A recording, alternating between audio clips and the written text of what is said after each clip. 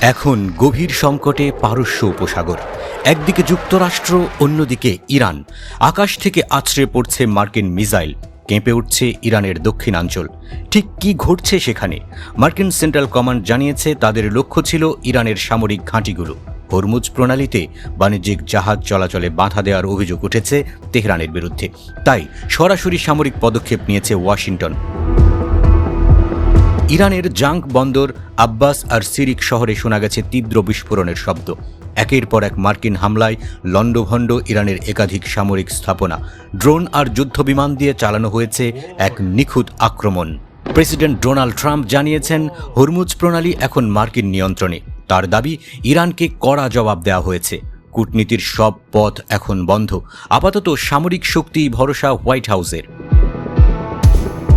তবে বসে নেই ইরান। তেহরান হুঁশিয়ারি দিয়েছে, যারা আমেরিকাকে সাহায্য করবে তারাও ছাড় পাবে না। তাদের ভূখণ্ড ব্যবহার করে হামলা চালালে সেই দেশকেও লক্ষ্যবস্তু করা হবে। সংঘাত ছড়িয়ে পড়ার আশঙ্কা এখন তীব্র। বিশ্বজুড়ে এর প্রভাব পড়েছে তাৎক্ষণিক। হু হু করে বাড়ছে তেলের দাম। ব্রেন্ট ক্রুডের দাম এক লাফে অনেকটাই বেড়ে গেছে। বিশ্ব অর্থনীতির চাকা থমকে যাওয়ার ভয়ে আতঙ্কিত বিনিয়োগকারীরা। জাতিসংঘের মহাসচিব অ্যান্টোনিও গুতেরেসে গভীর উদ্বেগ প্রকাশ করেছেন। তিনি উভয় পক্ষকে আলোচনার টেবিলে বসার আহ্বান জানিয়েছেন।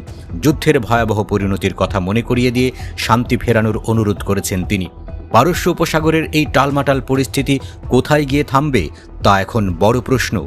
একদিকে প্রতিশোধের আগুন, অন্যদিকে অর্থনৈতিক বিপর্যয়। বিশ্ব দেখছে আরও একটি কঠিন যুদ্ধের দামামা।